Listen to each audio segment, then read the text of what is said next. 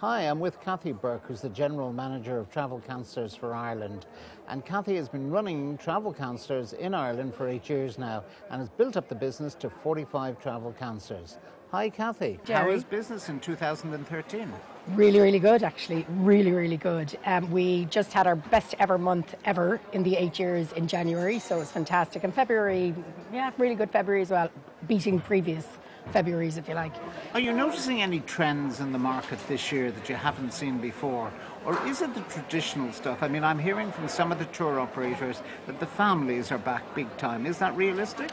Well, yes, I think they are, but from our point of view, I can only tell you what we do in Travel Counsellors, but long haul is really big. What we've discovered just since January is that people's budgets for honeymoons have gone up a little bit. You know, they're not at the old, they're not back to the way they were in the middle of the boom, but they had gone quite low, and now they're creeping back up a little bit. So people just feel, I don't know, maybe it was the good news in the media in January. I think people just had this good feeling maybe it's over, maybe it's time to start spending again. And when you say long haul is doing well, any specific destination, for instance, Thailand is probably one of the most popular destinations long haul from Ireland. Is that realistic? Thailand would be probably our most popular holiday long haul destination for people going on holidays, but our most popular destination at the moment, or where we sell most seats to, is Australia.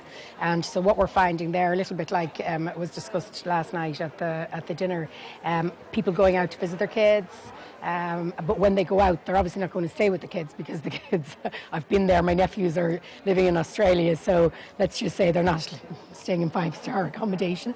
So the mummies and daddies aren't going to stay with them. So when they go out, they're making a big deal of it now, and they're going to see the whole of Australia, stopping on the way out, stopping on the way back. So we have a lot of that.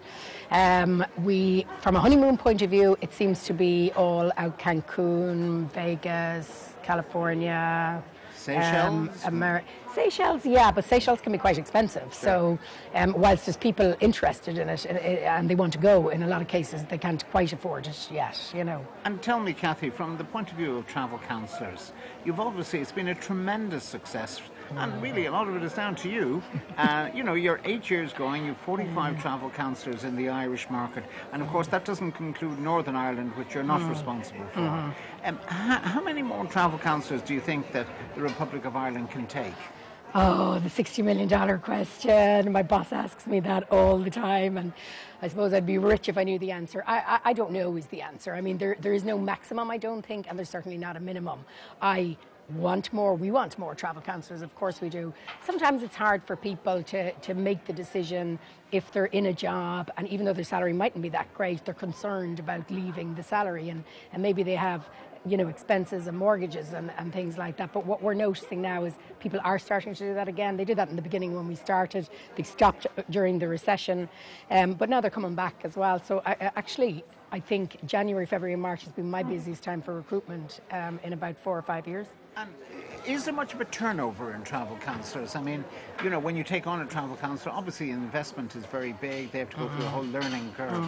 On average, first of all, how long does it take for a travel counsellor to be active in their market?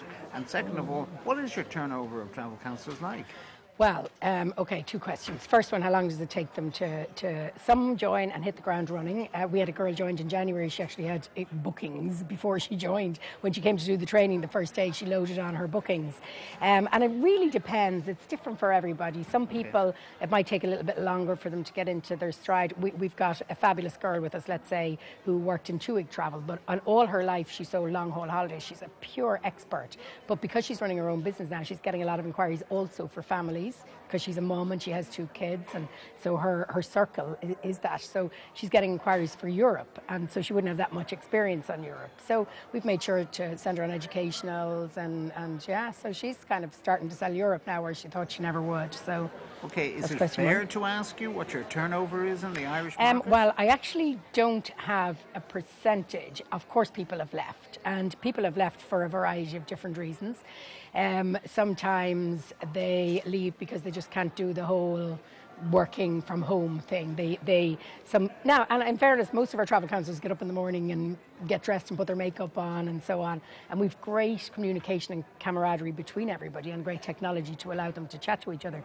But some people just can't cut it. And in other ways, people always think that they have to have a database coming to us. Well, you can't. It's illegal unless you've just left your own business or close your own business to come to us. So you can't come with the database. But what you do come with is a huge circle of family and friends. And I actually think that's one of the reasons. I know you put the success all down to me, but I think that's one of the reasons we're so successful, because in Ireland, everybody has a real sense of community, big families, loads of friends and that kind of stuff.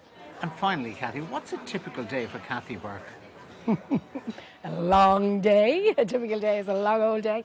Anything can happen. That's the great thing about being Cathy Burke. That sounds so facetious, but no, the great thing about my job and what I love about it is that I don't know what's coming at me next. I don't know what's going to happen the next time I answer the phone, and that's what's more great. So from the point of view, do you negotiate the deals, or do they with suppliers? With suppliers?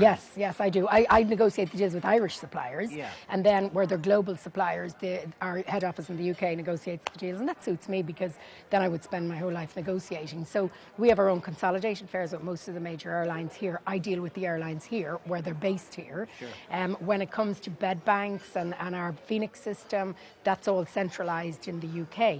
We would still have a relationship with the company that's here, so low-cost beds. We would speak with Grania and Clem and so on, but we don't do the negotiations because their system is all within ours. Okay, and from the point of view of 2013, a very quick prediction.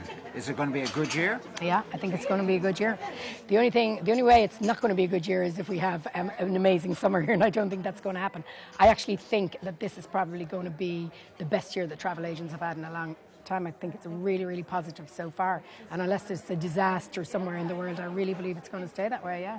Great, Cathy, thank you very much. Thank you, Gerry. We wish you all the best for 2013. Thank you.